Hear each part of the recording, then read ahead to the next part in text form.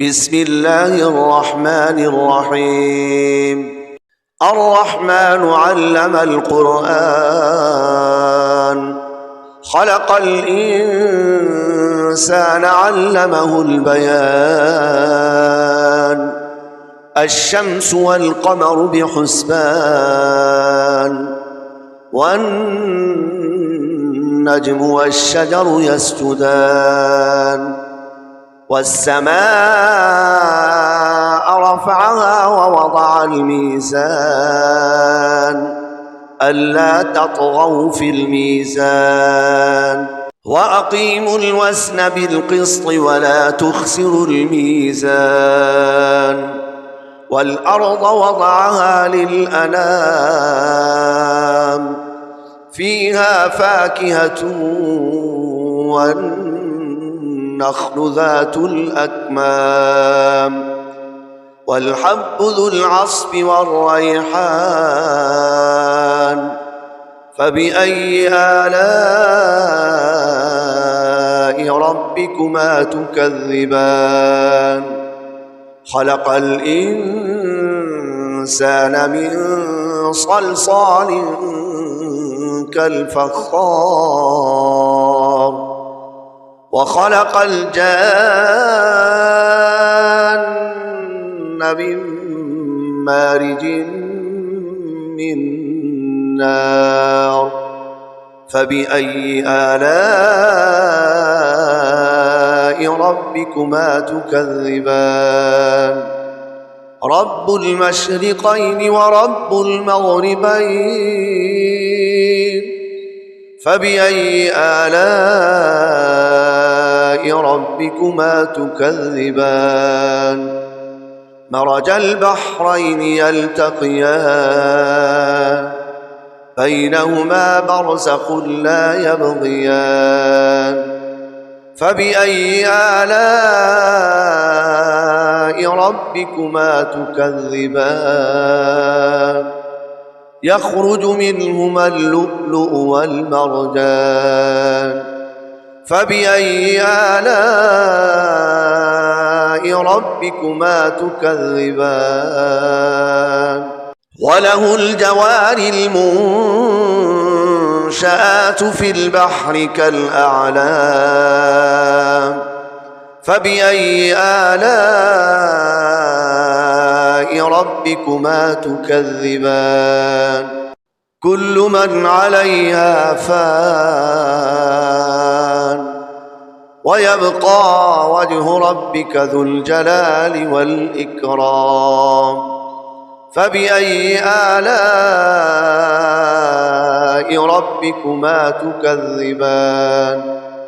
يسأله من في السماوات والأرض، كل يوم هو في شأن. فبأي آلاء ربكما تكذبان؟ سنفرغ لكم أيها الثقلان. فبأي آلاء ربكما تكذبان؟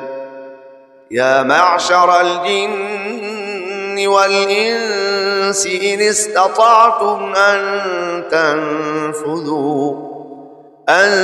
تنفذوا من أقطار السماوات والأرض فانفذوا، لا تنفذون إلا بسلطان.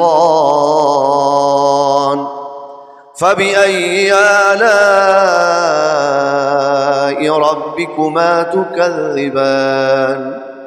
يرسل عليكما شواظ من نار ونحاس فلا تنتصران. فبأي آلاء ربكما تكذبان؟ فإذا انشقت السماء فكانت وردة كالدهان. فبأي آلاء ربكما تكذبان؟ فيومئذ لا يسأل عن ذنبه إنس ولا جان فبأي آلاء ربكما تكذبان يعرف المجرمون بسيماهم فيؤخذ بالنواصي والأقدام فبأي آلاء ربكما تكذبان هذه جهنم التي يكذب بها المجرمون يطوفون بينها وبين حميم آن فبأي آلاء ربكما تكذبان ولمن خاف مقام ربه جنتان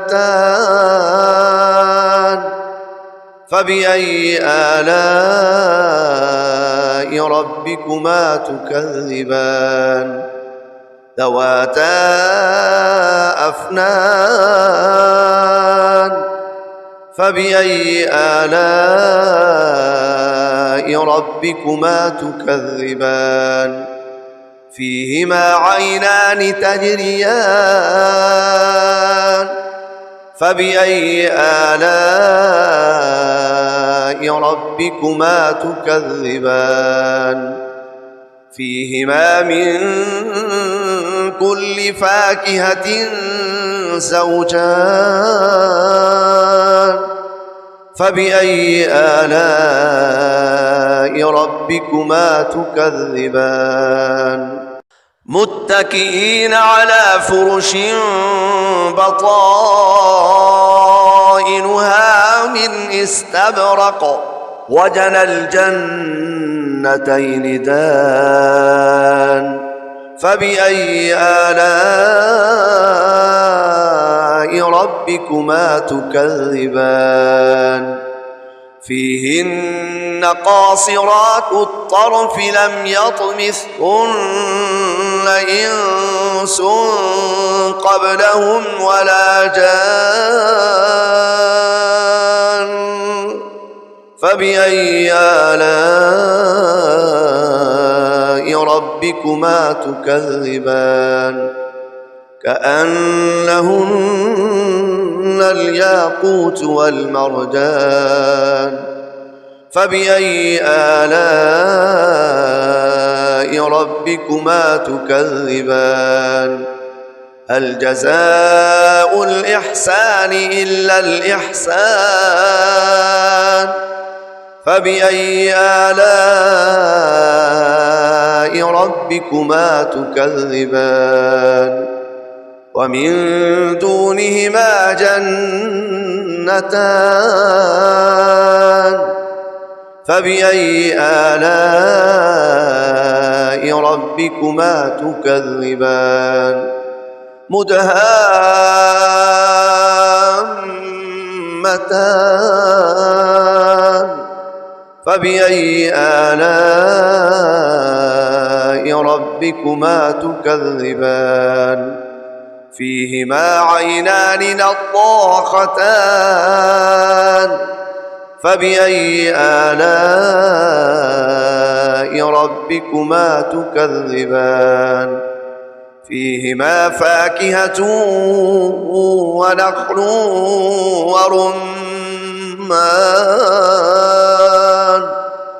فبأي آلاء ربكما تكذبان فيهن خيرات حسان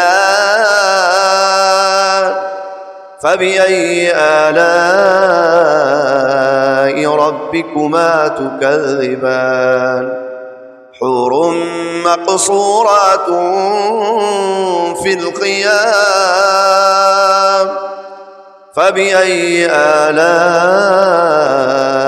ربكما تكذبان لم يطمثهن إنس إنس قبلهم ولا جان